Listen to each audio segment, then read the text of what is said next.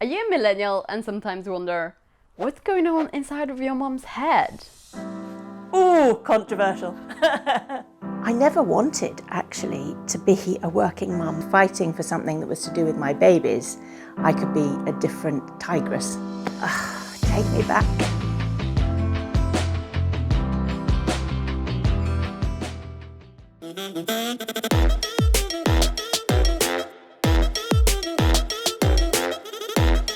Shema Heroes, how's it going? Welcome to our channel. My name is Anya. My name is Justina. We're in a YouTube nursery and are so happy to have you here. Today we'll be speaking with Jane. Jane's going to tell us a little bit about her career and how did she combine that with being a single mother. This is an old world problem that women from all walks of life have encountered. And we're very interested to see a perspective of a lady who was in her 20s in 1980s. And we wanted to compare that to the contemporary problems of women. So let's see what she's got to say.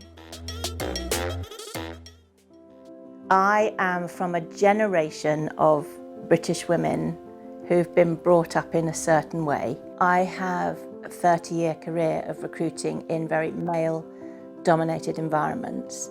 First of all in banking and now in insurance, both of which have been slow to the diversity table. It stays with me all through my career. I negotiate really well for my candidate. I've never been able to be comfortable fighting for my own. And I think it's to do with having been brought up to be a good girl, so-called. You know, I work now for a woman who I've worked with for the best part of 10 years. To this day, I talk about what I'm going to go in and say, and then I put it off. No, it's not become easier for me, and I don't really understand myself, to be honest, in that regard. In the 80s, all of my friends and I that came out of university went into good jobs easily. The market was great. We've all done well professionally. But when we were young working women, I think we were perceived as nice girls doing well done girls, you know. Maybe not taken so seriously as young women in the workplace are today. How it was in the working environment was probably quite shocking to you all now. The things that men were allowed to do and say, commonplace. I had a male boss who had females in the workplace who he flirted with, inappropriately touched, you'd say today. The way he behaved with us was highly inappropriate.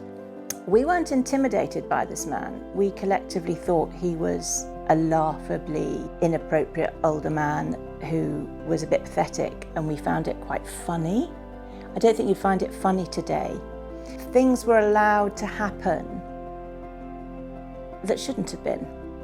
But this man in particular, who I worked for, when I was pregnant and I asked him for maternity leave, he thought I should be back at work in 2 to 3 weeks.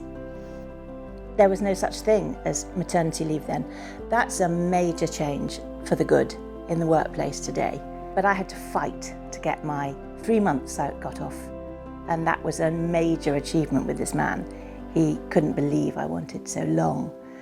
Fighting spirit to ask for that I didn't have in terms of asking for my financial reward from them anywhere near so easily. When I was fighting for something that was to do with my babies, I could be a different tigress.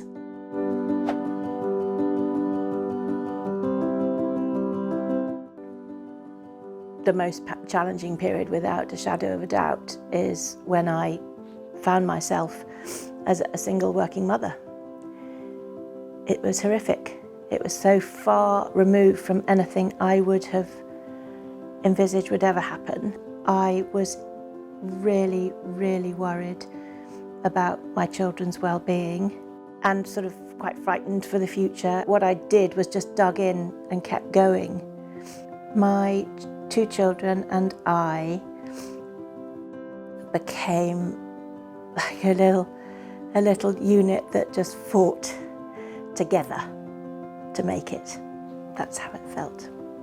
I never wanted, actually, to be a working mum. I always thought I'd work up until a certain point. When the children started bringing homework home, I wanted to be a mother more like my own mother, who was always at home, and I didn't really envisage myself being the woman I became. Partly it happened because I got more and more successful, and we bought houses and had mortgages, and you had to be earning the money.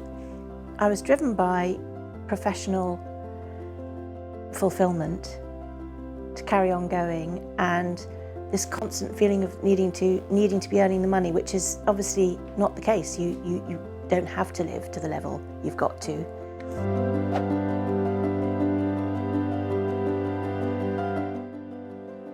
Both things are really important to me, but nothing is more important than family.